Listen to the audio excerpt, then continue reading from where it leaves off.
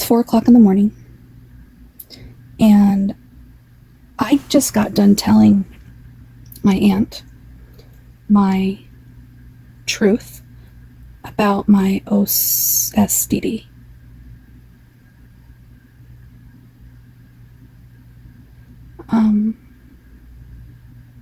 She's a super supportive aunt. I got 2 noodles telling me that I'm saying it wrong.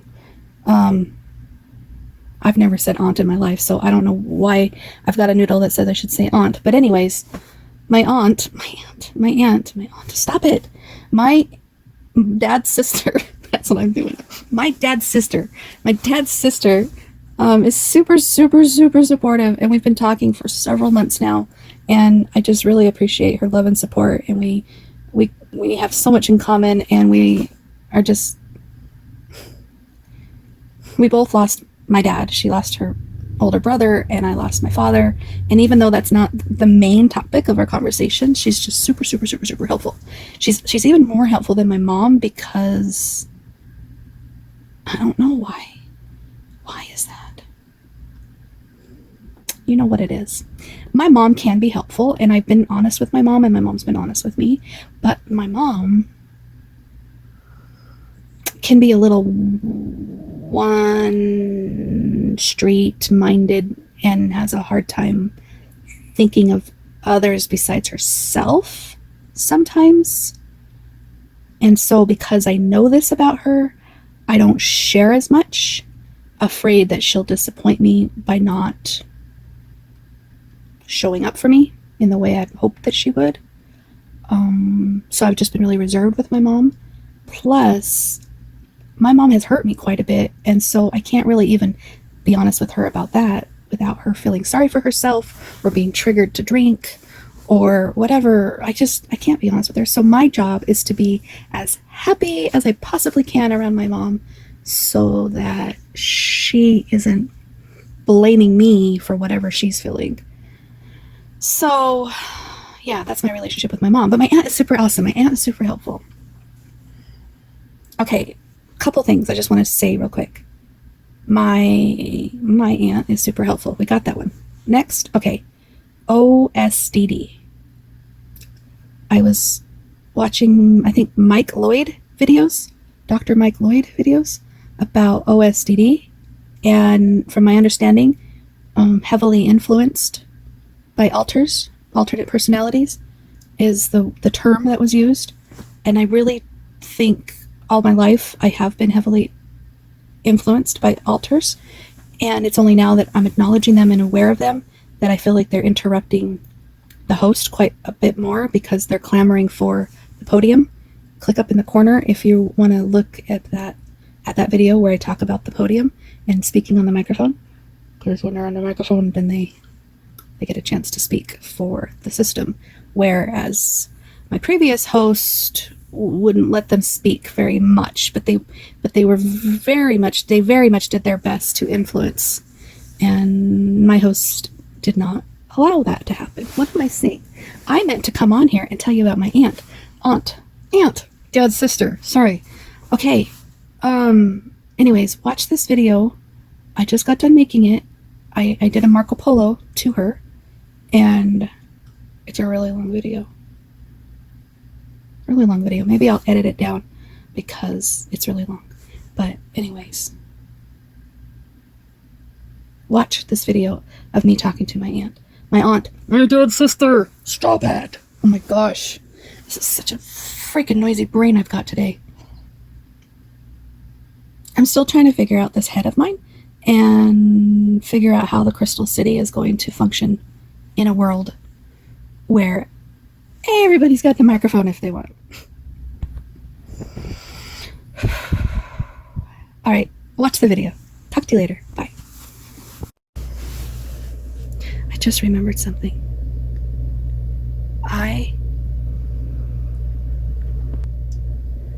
I just remembered that I was going to say that this is a Marco Polo video to my dad's sister of me describing the OSDD without saying the words OSDD.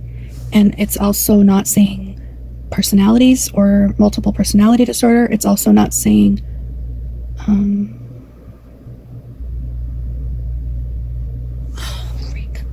dissociative identity disorder. Okay, so without further ado, here's the video that I just sent my aunt. Hey babe, first of all, I am always here. If you ever want to pick up the phone and call me, you call me and I will answer no matter what's going on.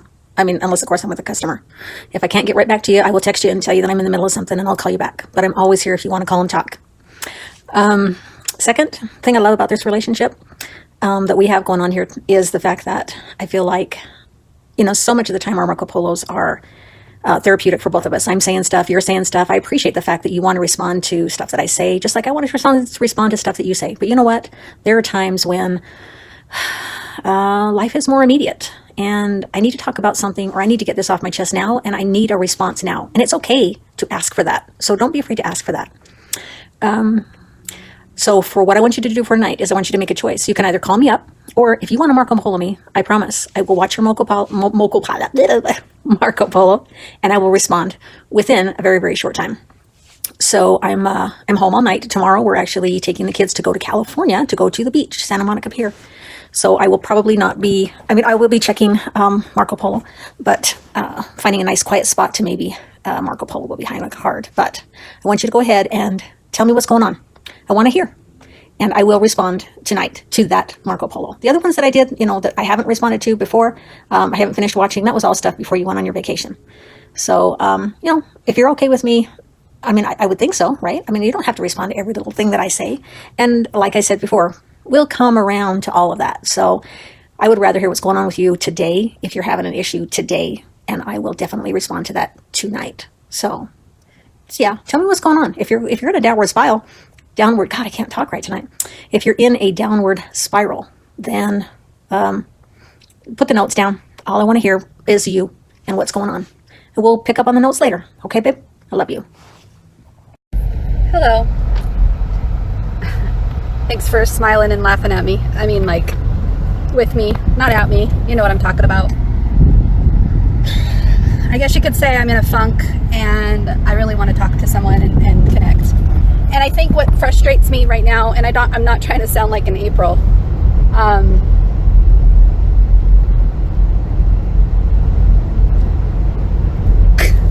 but I sound like an April.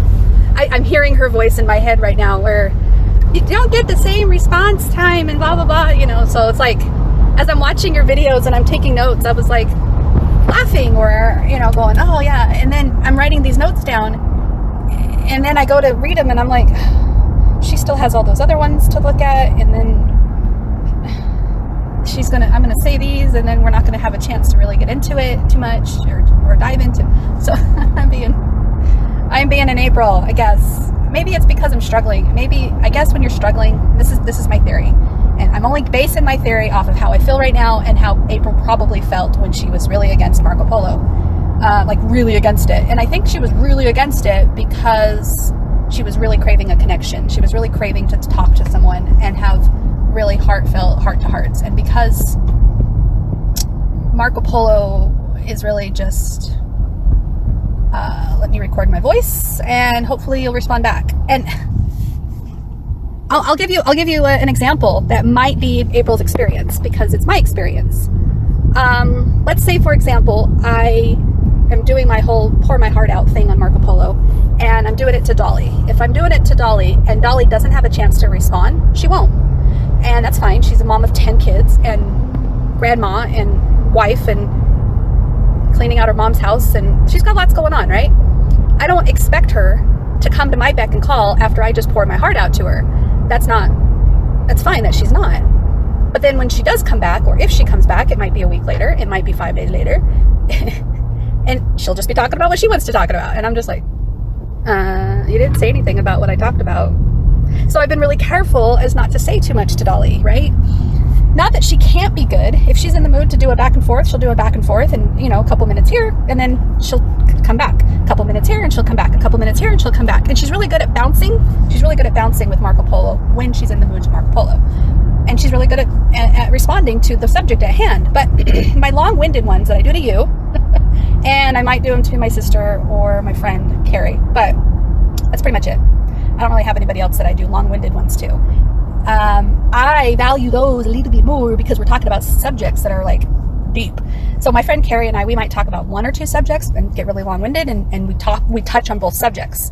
My sister, we're usually only just talking about one subject at hand, maybe two, but they're really long-winded, deep subjects. You and I, we've got like 6 or 7 or 10 or 12 or 30 now. I have no idea how many subjects we got going on, but our notes are so long and detailed that I'm actually really surprised how long we've been doing it for and how many Marco Polos we have with our notes. And so this is great that you respond to pretty much every subject that I'm long-winded about, and I really appreciate that, and that fulfills my heart in a way that I can't get with my friends or my sister or Dolly, my mom, anybody. It's like I can talk about a subject and you will respond about every single one. And so then I've got something going on right now in my life, and it has absolutely nothing to do with everything on the notes. And so that's where I'm like, I don't know if I want to talk about the notes right now. And I don't want to steal you away from your family. Like, I don't want to steal Dolly away. So it's like, I want to talk to you, but I can't wait to talk to you. And that's why, thanks for laughing with me, and thanks for making it fun, because it is silly, and Marco Polo is great, so we don't have to schedule time to talk. My therapist will do fine on Tuesday, and I will talk stuff out about it then. He even asked me if I wanted to come in a second time this week, because he could tell, I think he could tell that I was, and yeah, so I don't know what to do. I don't know if I should wait for your notes or if I should just read my notes and then tell you what's going on. I don't know what I should do. I don't know why I need to have it be so methodical. I don't need it to be methodical. I don't need it to be a type A OCD thing, right? But that's what it is for me, I guess. That's where it's, I feel like I can't talk about what's going on without talking about the notes. Because there's a lot of good stuff you were talking about, and there's a lot of things I want to respond to. It's just not in the forefront of my priorities right now, I guess, and maybe that's why I'm frustrated and acting like an April. Because, okay, my guess, I don't think I finished that thought, my guess is that with April, she might have poured her heart out to Dolly, and Dolly didn't know how to respond. Dolly didn't want to say the wrong thing. Maybe she didn't have time to reply, or whatever, and it just felt flat of a response coming from, like, April probably felt like it wasn't as therapeutic or as loving or compassionate as April would prefer it, as if she, she really needs a therapist or someone to talk things out to. Maybe she needs a CODA meeting. Maybe she needs I don't know what she needs, but you know what I'm saying? She's probably doing better now. I don't know how she's doing. I haven't really talked to her too much, but yeah, I think that's just normal. Maybe when we're going through something, we just want to bounce some stuff off to someone. And you've done that with me, and we've added it to the list. So I just need to add it to the list, I guess. I don't know what's up with me. So I'm going to let you go. I'll talk to you later. Love you, bye. Good morning. Good morning. Scientists reckon that Franklin was born 100 years ago. Alexa, stop. That was funny. Okay, so I don't know if you can see the time, but it's 3:42 in the morning. I have not gone to bed yet. I actually just looked at the clock, and I'm like, holy cow, where did the time go? I think the last time I looked at the clock, it was about midnight. I usually don't stay up this late anymore, so that's good. I wouldn't say it's a downward spiral. I've been down those spirals before, and I don't know if I told you about the day we left. I thought I did. Maybe I didn't. I don't remember anymore. My memory is really, really, really, really, really bad lately. And I am losing time is probably the best way to describe it. Like I did just now, not realizing 3 hours had passed. Okay. I don't know what you know about this stuff, but the stuff I've been researching, if you look up the word depersonalization, it's kind of like the brain's way of checking out and not dealing with things, or it's dealing with things in a protective way is probably the best way to say it. And they say that trauma or some sort of catastrophic event or something usually triggers it to happen. And honestly, I really feel that whatever's been going on with me, I feel like whatever's been going on has been getting harder to deal with. I'm backing up. I'm just going to back up a bit.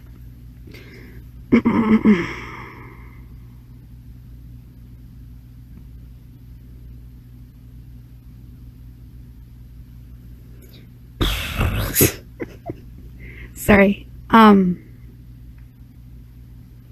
could go in and I can go into more details. I just don't want to right now, if that's okay. I was going to, but I'm not going to. Basically, the way I used to cope with life is not the way I'm coping with life lately. And I actually think the way I'm coping lately feels better. It feels more freeing. It feels more genuine. It feels more awesome. It feels like I opened up the bird cage and all the birds are flying out, you know, and they're free. Like, the truth shall set you free. I'm not crying uncontrollably. I'm not having extreme episodes or meltdowns. I'm not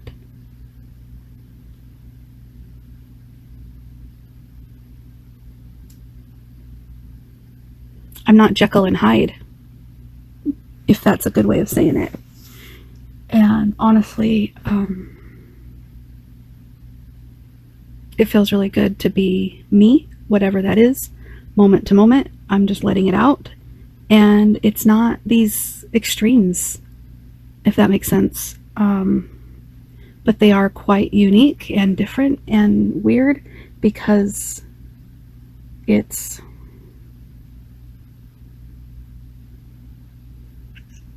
a lot of slower thinking, but it's also a lot of rapid thinking.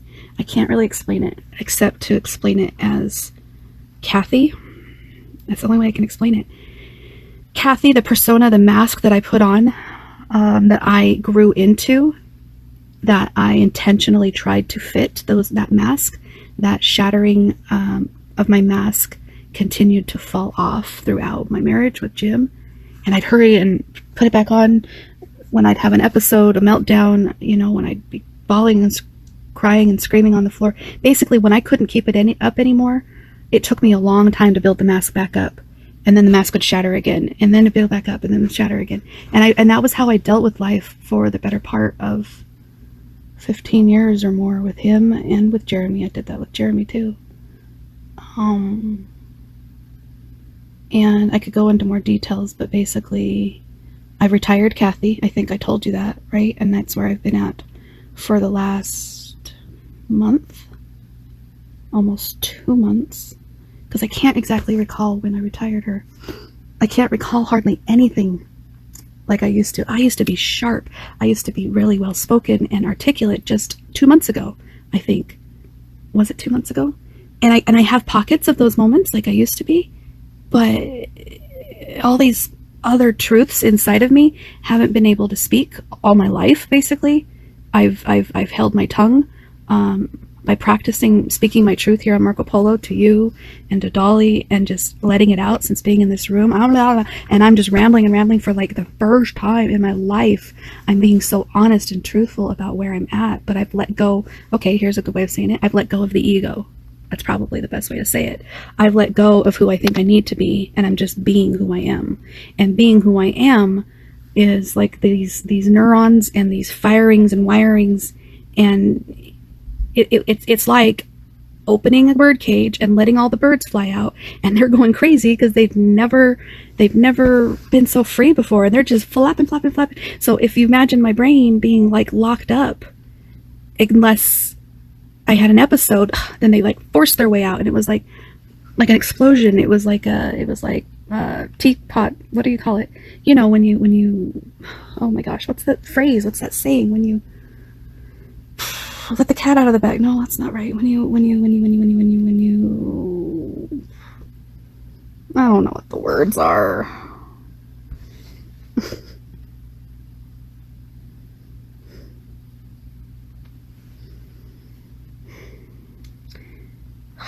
it's like waves. It comes and goes. And like I got lots of thoughts, and then it goes like to like nothing, and then lots of thoughts, and then like nothing.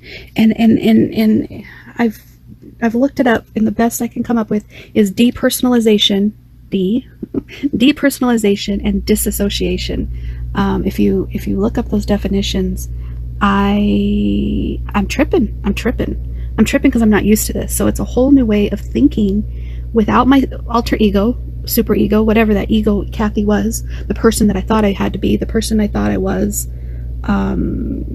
This, I would complain, or I don't know what I was doing. I'm in a very vulnerable state of mind right now, and humbled in my approach to this, because I don't know what the heck I'm doing or what's going on. And I feel like I'm going crazy. I do. I feel like I'm going crazy in my head, because it just feels so weird. And the best way I can describe it is separating each thought. If I could take the thoughts, the firing of the thoughts, and if I could take the thoughts and separate them into their own little thing.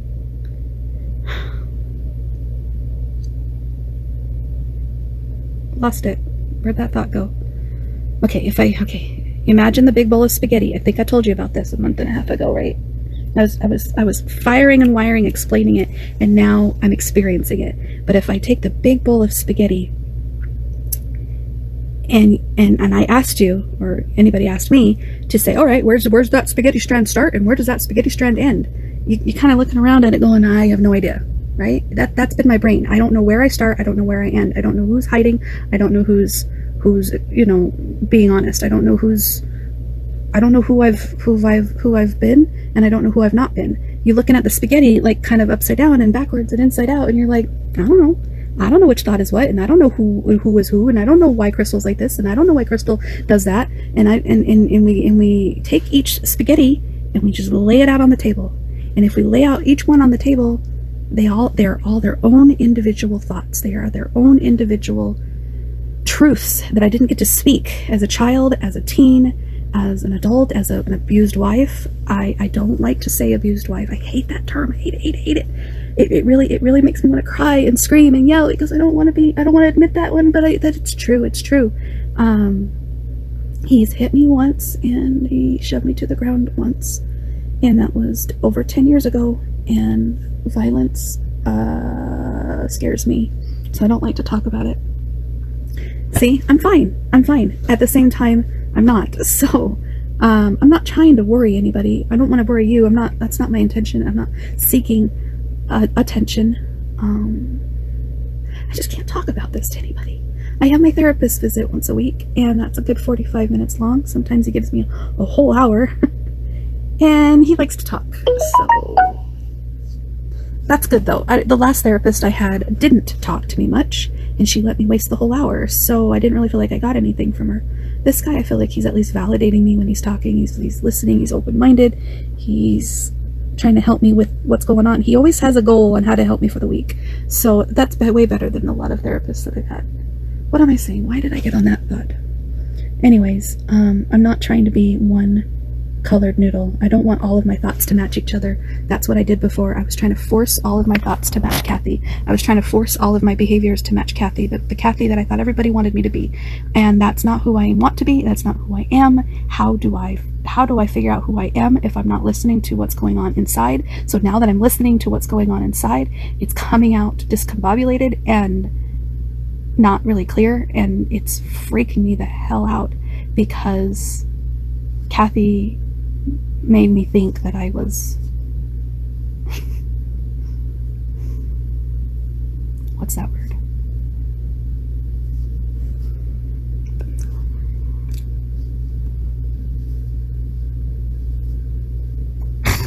Forgot the word. I want to say like mentally developed, or like, I don't know what the word is, but basically I don't think I'm learning how to accept all parts of me, and I could go into examples and I could go into details, but this is just so long as it is, and you don't have the 2 times thingy. Sorry, I should have started the timer. Oh, I just realized that. Anyways, I'm excited and I'm scared. I am validating myself, and I also want to talk to people. I'm having a really great relationship with Jim right now, and at the same time, I don't think he gets it or wants to get it or wants to learn. And at the same time, he's super, super soft and patient and loving to me right now. And he's starting to understand me more and accept me more than he ever has before. Because I think his biggest issue with me was he could always tell that I was hiding something. He could always tell that I was maybe fake or phony or untrustworthy on some level, and he took it the wrong way and went to insecurities. He took it the wrong way and went to, oh, she must be lying to me about something. But really what it was that you know, you get to spend so much time with a person and you pretty much know when they're being authentic and when they're not. And he could tell that I wasn't always authentic. My most authentic moments were probably during my episodes of extreme anger or extreme fear or extreme disappointment or extreme, you know,